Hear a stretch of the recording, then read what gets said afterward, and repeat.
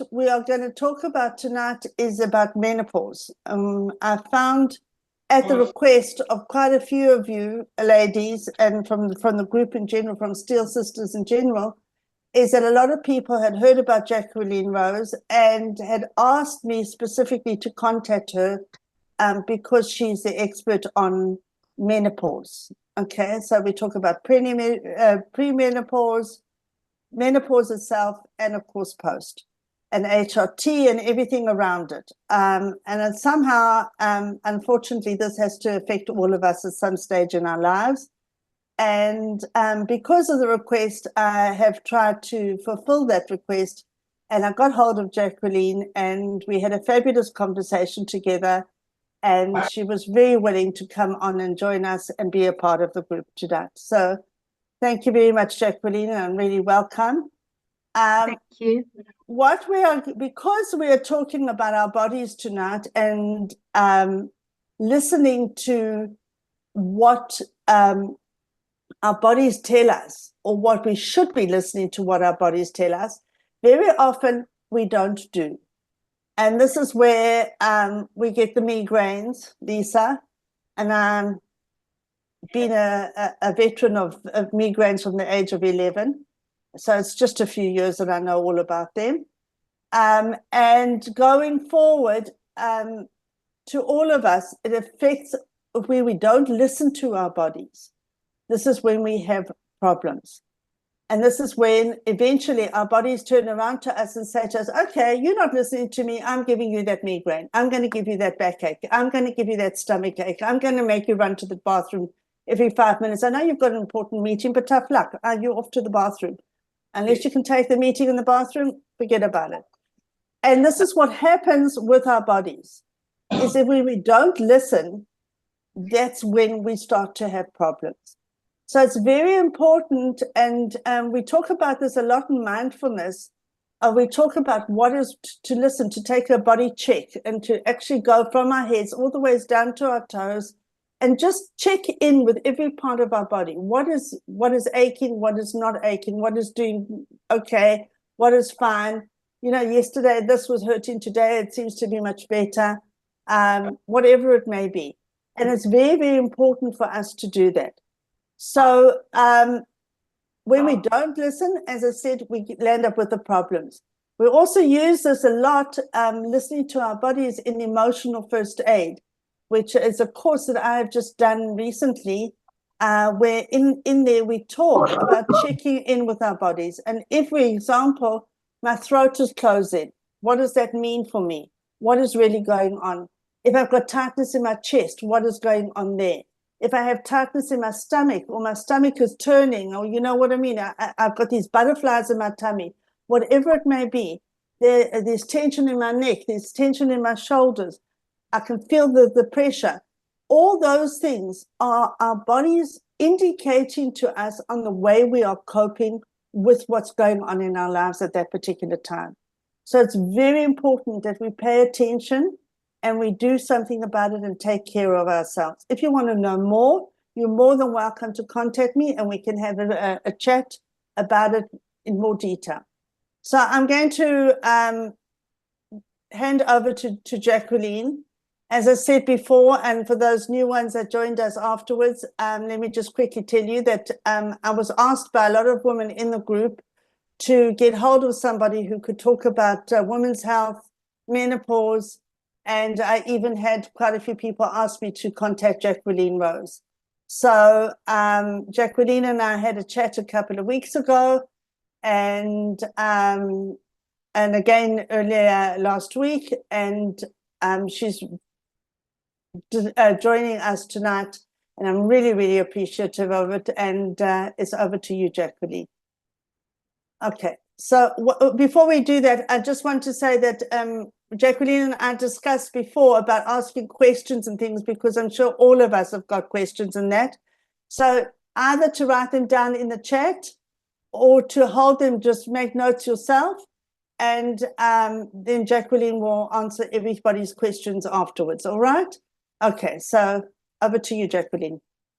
Okay, well, thank you, Michelle, for inviting me. So yeah, two things. The first one is, I I put your age in the chat so I can see sort of what age ranges we're talking about. And I'm going to be talking for about 20 minutes, just sort of presenting things so that we're all on the same page. So if anyone has questions about what I'm saying in the presentation piece, put them in the chat, and either I'll answer them as I go or we'll answer them in the question bit afterwards. But at least we'll sort of start the conversation and we'll know what we're so that we're all on the same page, talking about the same thing, busting some of those myths, getting clarity on some of the basic concepts around menopause. Okay, so we've got a nice age range here from 51 to 64. Excellent.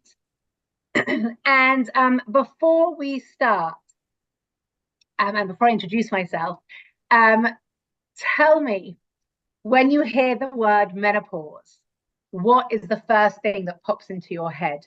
You can put it in the chat. Menopause, perimenopause, postmenopause, menopause symptoms, all of these sort of just very, keywords. What comes into your mind? What are the thoughts that you have? A word or two. Oh, we've got a 70-year-old. Yay, welcome. What comes into your mind when you first hear that word? Okay, so write your thoughts around that word in the chat, and I'll introduce myself. I'm Jacqueline Rose. I'm a menopause educator and coach, a hormonal health specialist. I come from the world, my approach is from a functional medicine perspective. I come from the world of yoga. I'm trained in pregnancy yoga, which is less relevant for all of us here tonight, but I'm really trained in the world of yoga for women's health, yoga nashit, and therapeutic yoga, using yoga as a therapeutic tool to help with pain, healing, connection, trauma, all those types of things. We're getting some excellent words here. And I'm also trained in functional nutrition and a whole bunch of other things. But really, for me, the foundation of where I come from is I really believe that hormonal health is the cornerstone to women's health. And one of our biggest hormonal health disruptors is this period of life called menopause. So let's start with some of the basic concepts. Firstly, what is menopause? Biologically, it is 12 period-free months because of hormonal fluctuations and changes. And we often use the analogy that menopause is the bookend to puberty. In puberty, your system is waking up. We've got all these hormones waking up to get into that fertility reproductive years. Whether you have had biological children or not is irrelevant at the moment, but there are key life stages in a woman's life cycle. Puberty is the waking up of the system. If any of you remember being a teenage girl, or if any of you have teenage daughters or teenage nieces, this stage is very turbulent, that, crazy hormonal teenager, raging hormones, slamming doors, shouting and screaming, very irrational. That is those puberty years, fertility years, reproductive years. And then we have perimenopause and menopause, which really is the system shutting down. We now, our ovaries stop producing the reproductive hormones that we need, and our system basically shuts down to allow us to enter the next natural stage of our lives, which is postmenopause. We'll get there. So menopause, 12 period-free months. You should be tracking, marking on your calendar when you get to 12 months, pop the champagne, woohoo, we're now in menopause. What is perimenopause and when sort of these symptoms occur? So perimenopause are all the years before those 12 months. And there are stages: early, mid, late perimenopause. And it is when you have all your symptoms. Very often we refer to that as menopause. Biologically, and sort of, you want to be really accurate, it's really not menopause. Menopause is those 12 period-free months, that tracking and monitoring, that's when you're really in menopause. Everything before is peri, and that's when we have a lot of our symptoms and a lot of the changes and all this hormonal fluctuations, natural, normal, biological hormonal fluctuations that potentially can lead to some symptoms or many symptoms or a range of symptoms or debilitating symptoms. We'll get to that in a minute. That's perimenopause. How long does perimenopause last? Anywhere from 2 to 11 years. And it really depends. The average age, that average age of menopause is around 50, 51. But I have clients who are in menopause, meaning they've stopped their periods already at 45 or 46. And I have clients who are still having periods and cycles at 56. So if you're thinking perimenopause can be about 10 years and the average age of menopause is 51, that means during your 40s, potentially you are in perimenopause. And perimenopause can be showing up in all weird and wonderful ways that you may not have expected or predicted. So that's perimenopause, menopause. And then we have this stage postmenopause. Postmenopause officially starts the day after you're in menopause. There is a bit of a sort of margin. Normally we say sort of for that first year, you're not really in postmenopause, but effectively you are. But we just sort of want to give ourselves a bit of a buffer. And then postmenopause. And how long does postmenopause last? Really, Admer Esrim, please God, until the day you die. And that means that in our modern society where women are living to 80s and 90s, you could spend almost half your life in postmenopause. And for me, the biggest question and the thing that I'm always focused on when I'm working with my clients is, yes, we need to navigate perimenopause. We need to be looking at symptoms and symptom treatment and feeling really good in our bodies so that we can navigate these midlife years, these perimenopause, menopause years. But really, the biggest question is, how do you want to navigate postmenopause? How are you setting yourself up and preparing yourself for postmenopause? How do you want to look, act, and feel when you're 70, 80, and 90? And all of that is totally at your disposal, or is a choice. Is you can be proactive in how you navigate and how you show up and your aging and your longevity and your health and wellness when you're 70, 80, and 90, but it actually starts well into perimenopause. That's when we start to lay the foundations. And really, if you want to go all the way back, really, from when we're in our 20s, but let's not talk about that. So clarity over what perimenopause is, what menopause is, and what postmenopause is. That's the most important thing. Now we have this big thing called symptoms. And whenever we talk about menopause, the next real association is menopausal symptoms. The dreaded sort of big five that everyone talks about: hot flashes, night sweats, brain fog, weight gain, vaginal dryness, low libido, and insomnia, sleep changes. Those are sort of normally the things that women are talking about. And a lot of women say that when you have so many women say to me, well, I don't have hot flashes, so I'm probably not in perimenopause. Well, surprise, surprise, out of those top 5, actually, there are lots and lots of different ways that menopause potentially can show up. I've been asked to slow down. Well, I've got lots to say and I don't want to be cut short. So I will try. No, you won't be cut short. Don't worry. We've got the time. You've got the time. So just carry on. There are lists of menopause symptoms. Some women, some doctors or menopause experts talk about the 35 symptoms. Sometimes it's a list of 50 symptoms. Sometimes it's a list of 75 symptoms. I usually say that menopause symptoms can show up there are about 75, give or take, symptoms. I heard a lecture from a menopause specialist here in Israel who talked about 114 symptoms. Wow. What does that actually mean? And this is the first area where I really want to start busting the myth and changing the narrative of what menopause really is.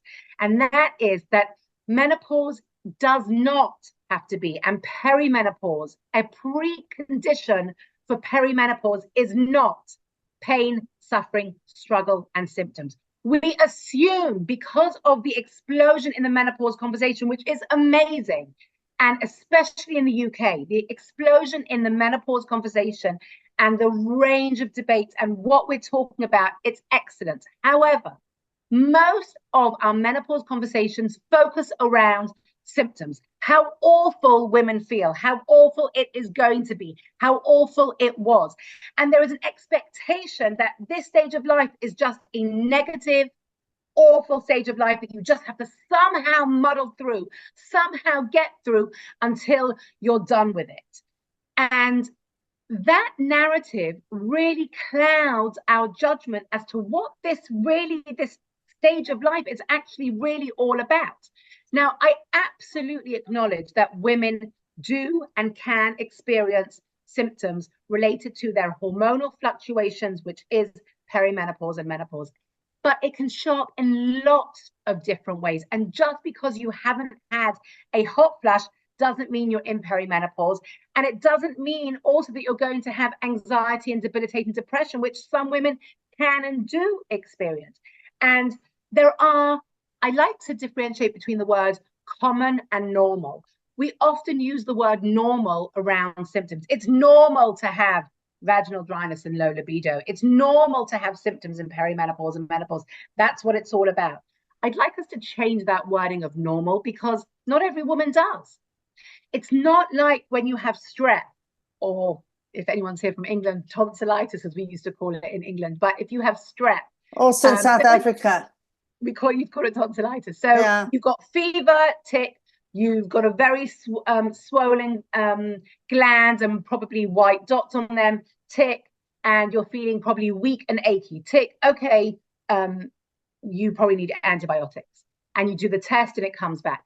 It's not like that for perimenopause and menopause. The checklist, as I said, do you have 35 symptoms, 50 symptoms, 75 symptoms, 114 symptoms? Yes or no? You could have a whole mixture range of things.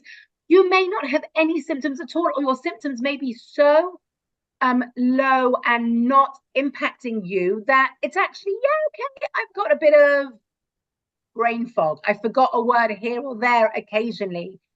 I know I'm in perimenopause, but I'm not experiencing this debilitating, I think I've got early onset dementia.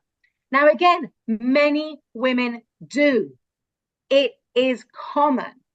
It does happen. We know it does. But the question is, what is your expectation for this stage of life? In general, though, I do divide the symptoms into 3 categories: physical, all the different physical ways, and there is, again, that nice long checklist of physical symptoms. I just want you to be aware. Emotional, mood swings, anxiety, depression,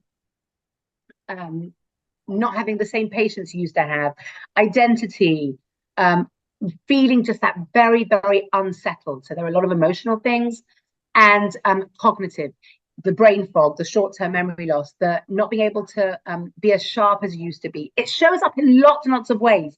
And then there's also a very deeply spiritual piece of the puzzle, which I think for me goes to the other definition that I have for menopause. And I want to sort of end this conversation about symptoms with this, my definition for menopause. So we had that biological definition, 12 period-free months as a result of hormonal changes.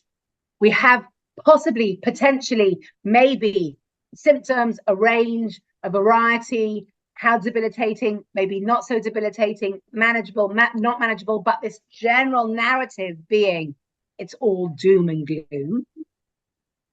And then there's this real deeper spiritual thing of something is shifting for me. I don't want to do the things I used to do. I don't want to show up in the same way that I used to show up. Those expectations, especially as Jewish women, if we're living in religious communities, there is a lot of expectations of how we have to show up. We don't want to show up in the same way anymore. And for many of us, there's this shifting identity, this very deep spiritual identity of, I sort of sum it up as, who do I want to be when I grow up? This very sort of something is changing that it's really hard to put your finger on. Something that's just like, I want to just stop. I just want to do different. Like, leave me alone. I need to find myself. I just want to reconnect to myself. Something has changed and I don't know what it is. And I'm trying to sort of find. Some women, embrace this journey, really like with open arms, that they're ready for this. For some women, it's much harder. They really go, as we say in Hebrew, like head to head, like rosh barosh with it. Which comes back to my definition of menopause, which is it is the journey that every woman needs to take to become a true, authentic self. And that is what stepping into post-menopause is all about. The woman that you're going to be at 60, 70, and 80 is going to look very different to the woman you are at 50. And part of that is, or the woman you looked at that you were at 40. I'm not saying physically, but deeply, profoundly, emotionally. And every woman, however you navigate menopause, has to go on this journey. You have to move from those reproductive years to those post-menopause years, through this journey of perimenopause, menopause. And then what happens in post-menopause is part of the experience. So I'm going to end that piece of the conversation because I want to talk about treatment options. I'm going to touch on HRT a little bit, but I want to leave room for conversations about HRT afterwards. But treatment options. So there is obviously HRT, hormone replacement therapy. We're now beginning to call it menopausal hormonal therapy or menopausal therapy. Is basically one treatment option, okay? The theory goes, our hormones are fluctuating. Our hormones are a bit all over the place, normal, natural, biological hormonal fluctuation. So let's support those hormones that are deficient or the hormones that are fluctuating. Let's support them with this hormone replacement therapy, this HRT, to boost the hormones which are reducing and fluctuating, going all over the place. Let's boost them, let's support them with this external HRT, and thereby calming that fluctuation and hopefully treating many of the symptoms. So that's the idea around HRT. But what HRT is one way to manage and treat symptoms. What I want to say is in post-menopause, our hormones get back to a new balanced level. They are lower. They are a lower threshold than they were in our reproductive years, but they should be a more balanced lower level within a range. Very often women who are still experiencing symptoms in post-menopause, it's because that new lower hormonal level is too low. It's not high enough to support you in post-menopause. And so very often symptoms will persist. And then again, we need to think about why, what, how, and how do we navigate that. Treatment options, HRT being one. Lifestyle changes, food is medicine, using food to really help, supplementation, understanding. For me, my approach and the way that I work with women is that we are going through normal, natural hormonal fluctuations during this time, but there are other things that impact our hormone or hormonal health that are external to just this biological natural change. Stress is a profound impactor of hormones. Food, sugar, trigger foods, if you have food sensitivities, dairy, gluten, all of these types of things. So what you eat, when you eat, how you eat, they can also have a profound impact on your overall hormonal system. Sleep, lack of sleep, irregular sleep, sleep is, and also we know that sleep issues also show up in perimenopause, but sleep is also very important as a impactor of hormonal balance.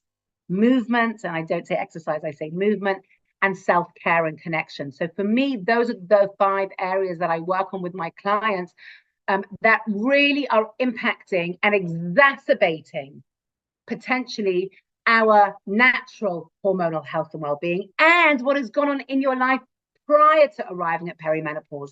If you've had any type of traumatic experiences, if you've had major stress experiences, if you had a poor diet, if you had, for example, infertility treatments or anything like that, whatever has gone on in your life previous to perimenopause impacts how you show up to perimenopause. And many women are showing up hormonally depleted before they even get to perimenopause, which is a hormonal fluctuating time as it is.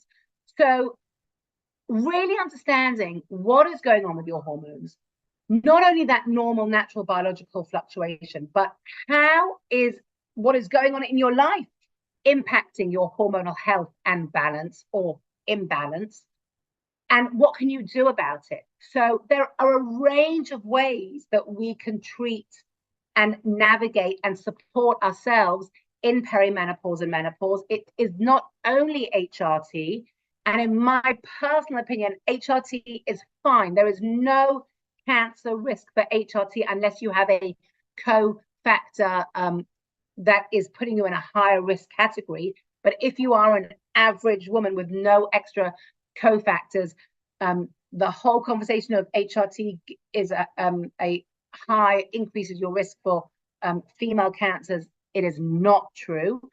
But is HRT appropriate for you? Are there ways that you can, maybe things that you can do to help support yourself, to help you navigate this stage of life that is going to be helpful for you before even looking at HRT? And are there things and strategies and activities that you can start doing now that are going to set you up in post-menopause with really good life habits that are going to support you well into your 70s, 80s, and 90s? So in terms of treatment options, HRT is one. It's not the only one. Lifestyle changes, food changes, supplement support, stress management, all of these things are really, really important. And you need to be working with someone who knows what they're talking about to understand what is going to be appropriate for you, for your lifestyle. Where does HRT fit or not fit into that puzzle? Okay. I think the thing that I really want to stress here, and maybe you're beginning to hear it, is that this is a very personal experience for women. There is no cookie cutter way that perimenopause and menopause is experienced by women. Every woman experiences it differently. And as we said, what symptoms, the range, the degree to which she's experiencing it, all of that is very female specific. Your best friend may have hot flashes and you may have insomnia.